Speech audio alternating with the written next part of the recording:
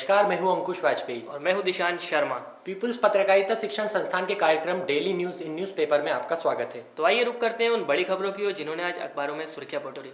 सबसे पहले रुक करते हैं दैनिक भास्कर की तरफ, जिसमें आज सबसे बड़ी खबर यह है कि आज कारोबार बंद। खुदरा क्षेत्र में सीधे विदेशी निवेश की इजाजत संबंधी केंद्र सरकार के विरोध में गुरुवार को भारत बंद का आह्वान किया गया है। इस दौरान देश भर के सभी व्यापारिक प्रतिष्ठान बंद रहेंगे। वहीं बुधवार को चली संसद में इस मुद्दे पर चली कार्रवाई पर संसद की कार्रवाई भी ठप रही। इसके मद्देनजर प्रधानमंत्री डॉक्टर मनमोहन सिंह, यूपीए अध्यक्ष सोनिया गांधी और वित्त मंत्री प्रणब मुखर्जी इस मामले को सुलझाने के लिए आगे आए हैं। वहीं बंद का आह्वान confederation of all India traders CAIT ने किया है। CAIT को देश भर के 10,000 व्यापारिक प्रतिष्ठानों का समर्थन प्राप्त है।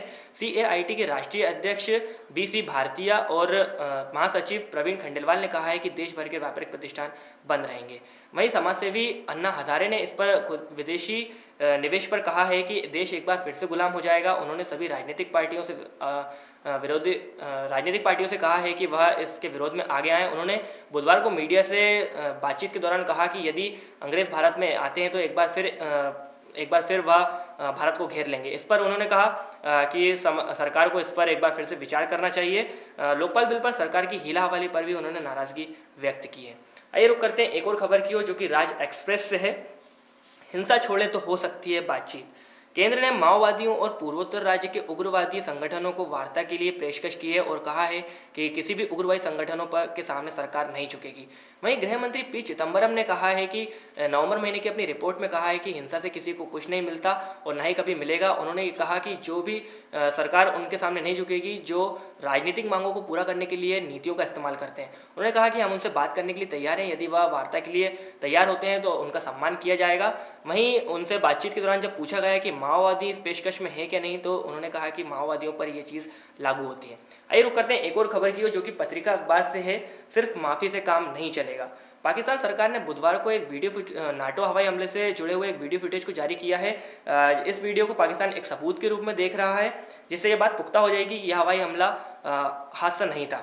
पाक विदेश मंत्री हिना रब्बानी ने सीनेट की बैठक में कहा है कि चेक पोस्ट पर यह हवाई हमला हादसा नहीं था, यह सुनियोजित था।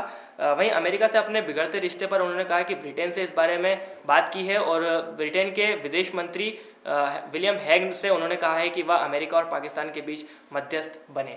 आइए रुक करते हैं दैनिक भास्कर की तरफ वापस से, जिसमें पेट्रोल के बारे में बताया गया है कि एक पखवाड़े में दूसरी बार पेट्रोल के दामों में कटौती हुई है। तेल कंपनियों ने पेट्रोल की कीमत 78 पैसे प्रति रुपये लीटर कम कर दी गई है। वहीं ताज़ा कटौती के बाद दिल्ली में अब 65.64 रुपये हो गई है पेट्रोल की कीमत।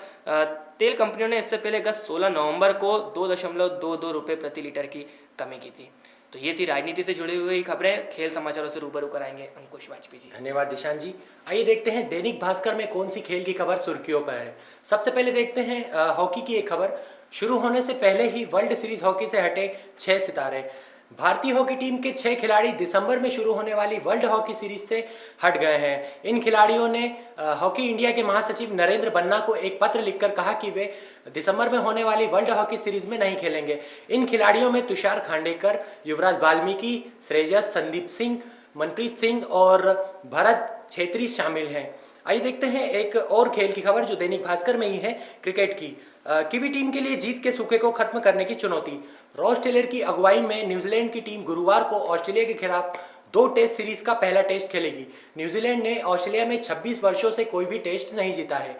अंतिम बार न्यूजीलैंड ने 1985 में 3 मैचों की श्रृंखला 2-1 से जीती थी। तब से न्यूजीलैंड अभी तक ऑस्ट्रेलिया में कोई भी टेस्ट नहीं जीत पाया है। आइए रुक करते हैं राज एक्सप्रेस का, जिसमें एक खेल की खबर है। भारत के खिलाफ नहीं खेलेंगे जॉनसन। ऑस्ट्रेलिया के बाएं हाथ के तेज गेंदबाज मिशेल जॉनसन अपने पैर में चोट की वजह से 5 महीनों तक मैदान से बाहर रहेंगे, जिस कारण से वे भारत ऑस्ट्रेलिया टेस्ट सीरीज में नहीं खेल पाएंगे। तो ये थी अभी तक की बड़ी खबरें। विस्तार से जानने के लिए संबंधित अखबारों को पढ़ते रहिए। धन्यवाद।